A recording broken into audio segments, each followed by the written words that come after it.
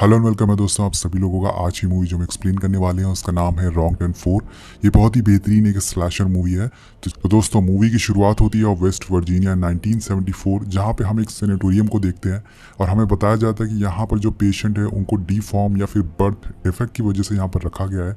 इस सेनेटोरियम का इंचार्ज होता है डॉक्टर ब्रैंडन। वो अपने जूनियर डॉक्टर को बता रहा होता है कि यहाँ पर बहुत ही हाई सिक्योरिटी रखी गई है क्योंकि यहाँ सभी जो पेशेंट है वो बहुत ही ज़्यादा खतरनाक है।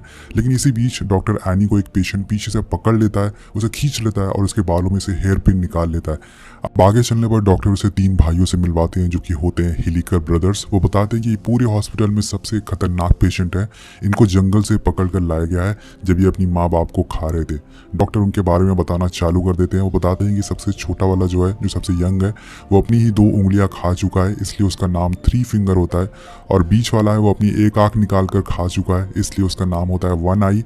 और जो सबसे बड़ा वाला होता है वो सबसे ज़्यादा खतरनाक होता है। वो उसके बारे में बताते हैं कि इसके दांत बहुत ही ज़्यादा लंबे हैं और ये दीवारों से अपने दांत को तेज़ करता है।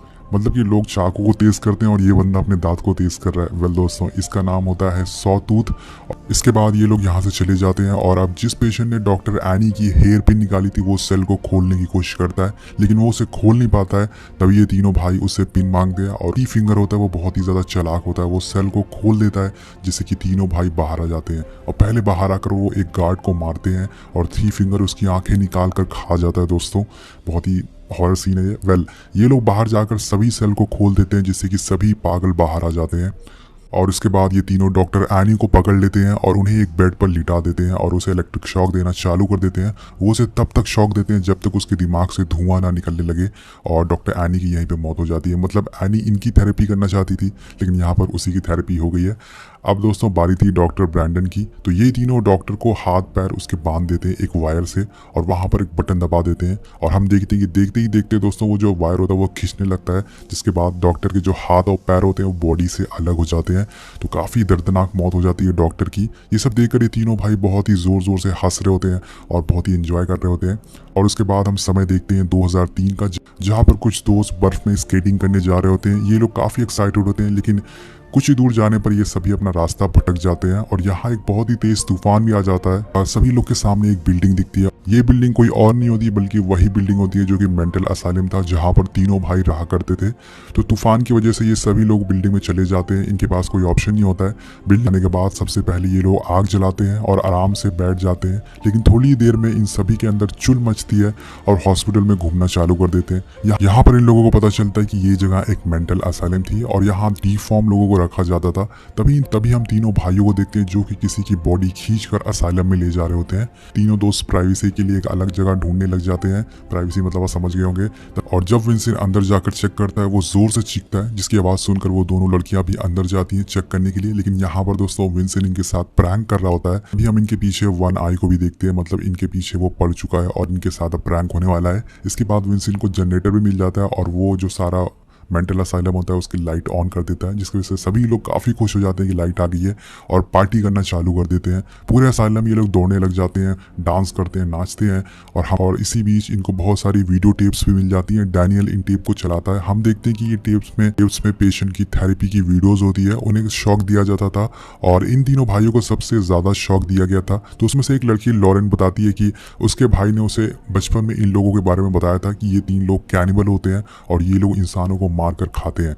लेकिन इस बात पर कोई भी उसकी बातों पर यकीन नहीं करता है और ये लोग उठकर सभी लोग यहाँ से चले जाते हैं सोने के लिए। लेकिन यहाँ पर विंसेंट जो होता है दोस्तों उसको नींद नहीं आती है। वो बोलता है कि मुझे और ज़्यादा इस असाइलम को एक्सप्लोर करना है। अब वो घूमना चालू कर देता है इस पूरे असाइलम में और पहले तो उसे रिसेप्शन पर एक आदमी खड़ा हुआ दिखता है। जब वो उसे हिलाता है तो वो आदमी मरा हुआ होता है, जिसके बाद वो पीछे मुड़ता है लेकिन पीछे खड़ा होता है दोस्तों सॉ टूथ, जो कि उसके सर में एक आयरन रॉड घुसा देता है और उसे वहीं मार देता है।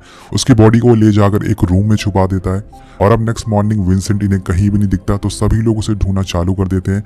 इनमें से 4 दोस्त नीचे बेसमेंट में जाते हैं और इन्हें यहाँ पर बहुत ही अजीब सा रूम मिलता है जहाँ बहुत सारे टूल रखे होते हैं जिसे बॉडी को काटा जाता है, इंसानों को काटा जाता है। तो ये लोग इस बात को सीरियस नहीं लेते और दूसरी तरफ इनके दूसरे जो दोस्त होते हैं वो सेल तक पहुँच जाते हैं जहाँ पर पागलों को कैद करके रखा जाता था।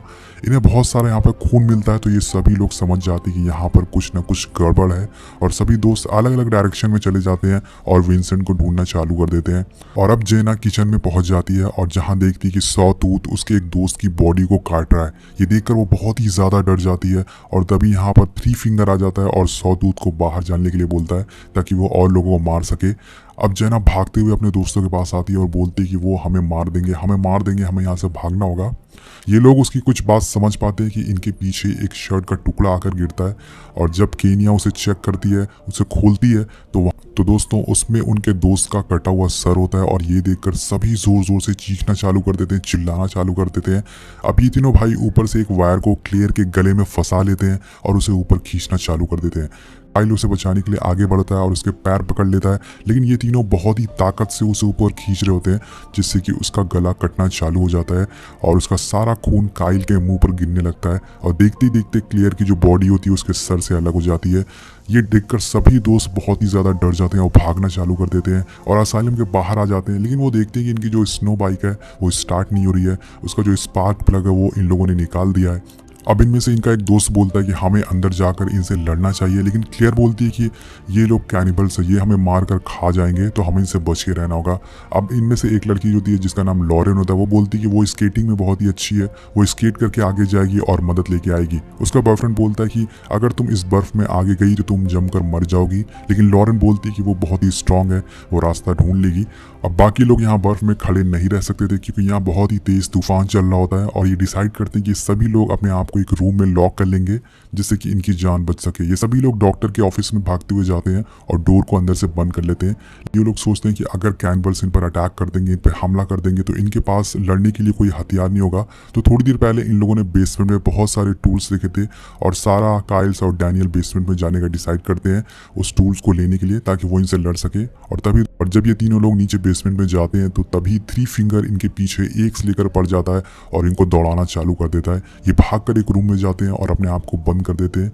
दूसरी तरफ इनके बाकी दोस्त के डोर पर कोई नॉक करता है और ये कोई और नहीं बल्कि सॉ टूथ होता है जो कि इनके डोर में ड्रिल करके केनिया को पकड़ लेता है और उसे बचाने के लिए उसकी एक फ्रेंड सॉ टूथ के हाथ में चाकू मारना चालू कर दी थी जिससे कि वो उसे छोड़ देता है और यहाँ से चला जाता है। सारा और दोस्त उसके बेसमेंट से ऊपर भागते हैं, तभी सॉ टूथ उनमें से डैनियल को पकड़ लेता है और खींचकर किचन में ले जाता है, उसे बांधना चालू कर देता है।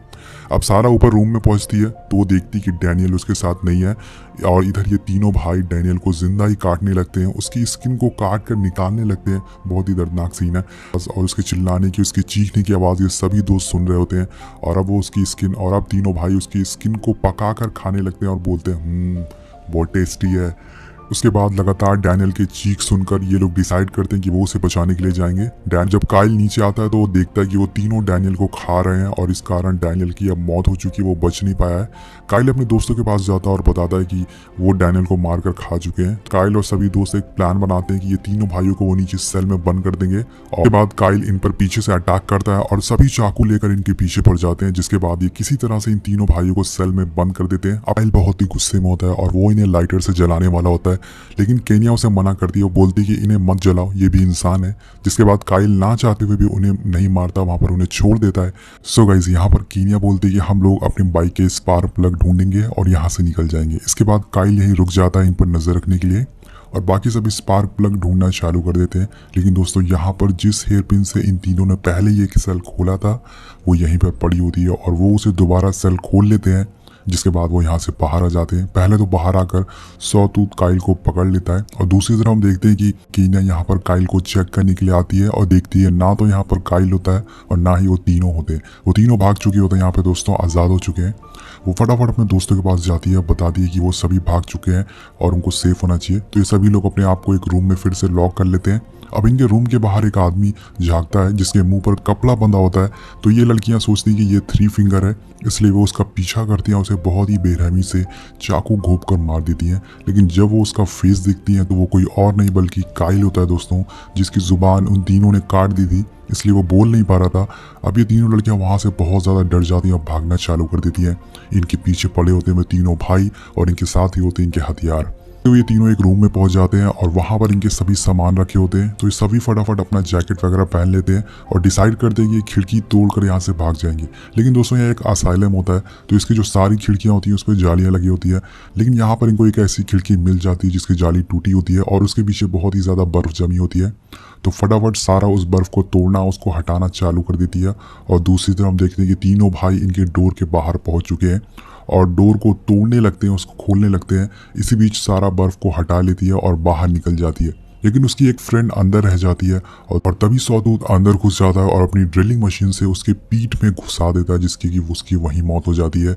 ये तीनों फ्रेंड बर्फ में भागना चालू कर देती है, लेकिन इनके पीछे पड़े होते हैं तीनों कैनिमल भाई, जो कि इनकी स्नो बाइक से इनका पीछा कर रहे थे। और अब उसके बाद सॉटूथ एक लड़की को पकड़ लेता है और उसे घसीटना चालू कर देता है, लेकिन वो उसे कई बार चाकू मारती है, जिसकी वजह से सॉटूथ उसे छोड़ देता है।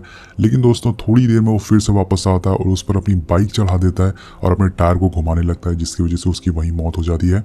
नेक्स्ट सीन में हम लॉरेन को देखते हैं, जो कि स्केटिंग बोर्ड से मदद लेने के लिए आई थी, जिसकी अब बेरहमी से बहुत ही ठंड में मौत हो चुकी है। और हम दोस्तों यहाँ पर देखते हैं कि वो जस्ट रोड के थोड़ी दूर पर है, मतलब अगर उसने थोड़ी और मेहनत करी होती तो वो रोड तक पहुँच जाती और मदद बुला सकती थी।